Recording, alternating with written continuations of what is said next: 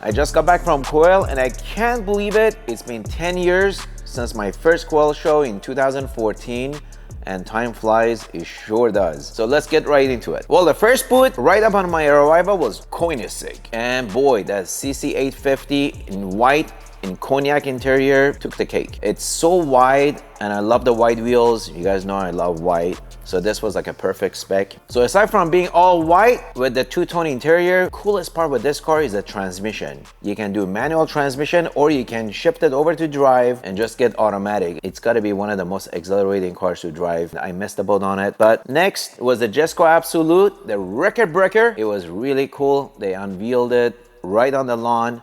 And man, I'm starting to think I may be swinging over to the Jesco track version versus the Absolute, which was my initial pick on the car. But let me know what you guys think down in the comment. And up next, it was a pretty cool to see in person, the VP1. Now this car is fast, all electric. I think it does 0 to 60 in 1.6 seconds, something like that. And it's a record holder at the Goodwood.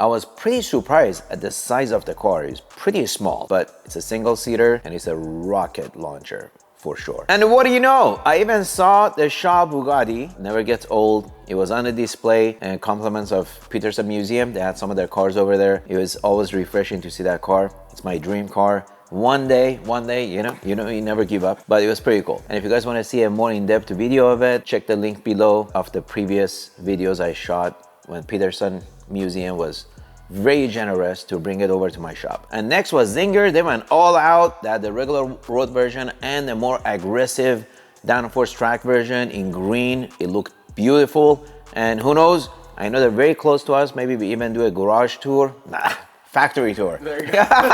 That'd be really cool. And if it was up to me, I would probably take the road version because it's already insanely fast. For production car, I think it holds a record for Goodwood. Don't quote me on it, but I think so. Definitely when it comes to automotive, it's a marvel of engineering. So my hats off to the Zinger group for creating this monster. Next up in this picture with Frank from Bugatti, of course, the Turbulent. I had seen it 3-4 months ago in private. Still incredible to see it again for a second time. The doors are massive, as you can see, and the interior is just, the whole car is completely redone, and of course hybrid. You know, you may think, 0 to 60 going from 2.4 seconds to 2 seconds is not that much faster, but trust me, you will notice the difference when you drive this car, and can't wait to see one on the road.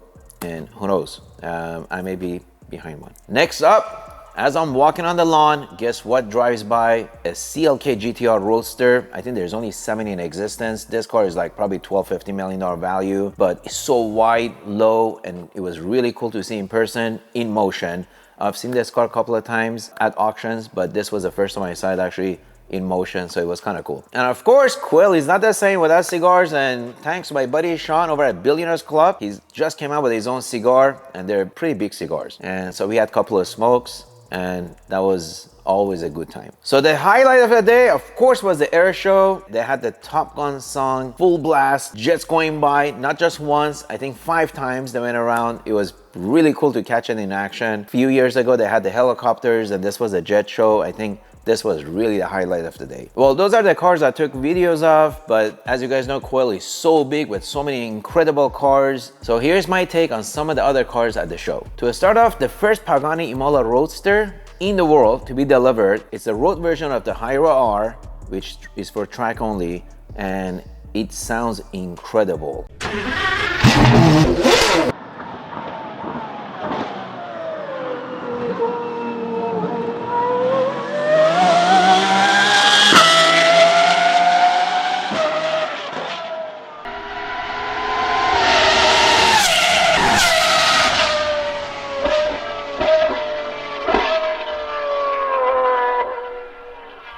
And it looks very aggressive, just like the Hyra R. Congrats to the owner, whoever's the owner. Amazing car to see in person. What do you think about the spec? Not my favorite. It's kind of cool, but you can't go wrong with some gold there. So How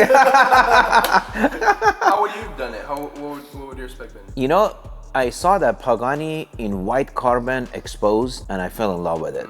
Of course, you know, you won't be original, but something with that white carbon and maybe rose gold accents to kind of make it pop. But you can't go wrong. I mean, this looked incredible. I like the gold pinstripes and that baby blue. I'm colorblind, but I think it was baby blue. That's a good.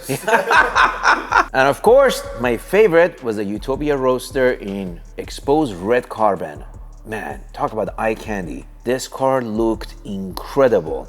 I mean, definitely my favorite out of all the cars. Hiroshi Pagani, congratulations, my friend. You always outdo everybody when it comes to art on wheels, and this here was phenomenal. And of course, the final Pagani Zonda goes to Lamborghini Lynx. I met you over at Geneva many years ago. I think it was 2017 when you drove in there with your Koenigsegg and took basically shut down the show.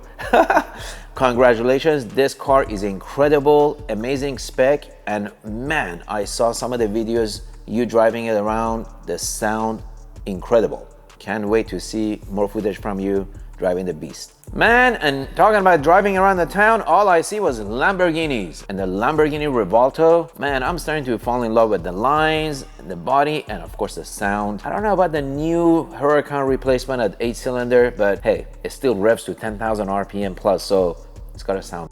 And of course, Gordon Murray boot had 4 or 5 of his amazing T50s there, including the Niki Lauda edition. Man, the car in person looks so small, but so mighty. 725 horsepower, super lightweight, only 1,878 pounds, but that sound of V12 from Cosworth, it's incredible.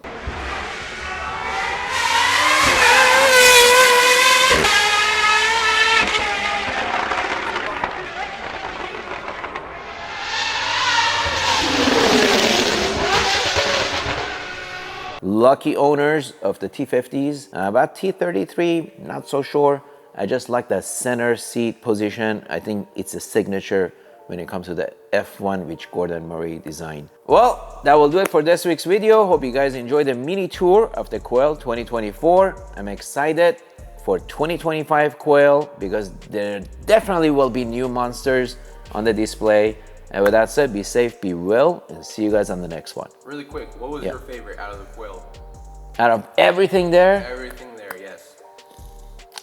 The Utopia Roadster. Really? Yeah. Well, it's a toss-up between that and the CC850 Roadster. They're both roadsters, but you know, they're both monster cars. One is more aggressive. I would say one is a nice, beautiful lady, and the other one is more of a bodybuilder. You know, I don't know which one. Yeah, I don't know. Anyway, forget it. All right. See you guys on the next one.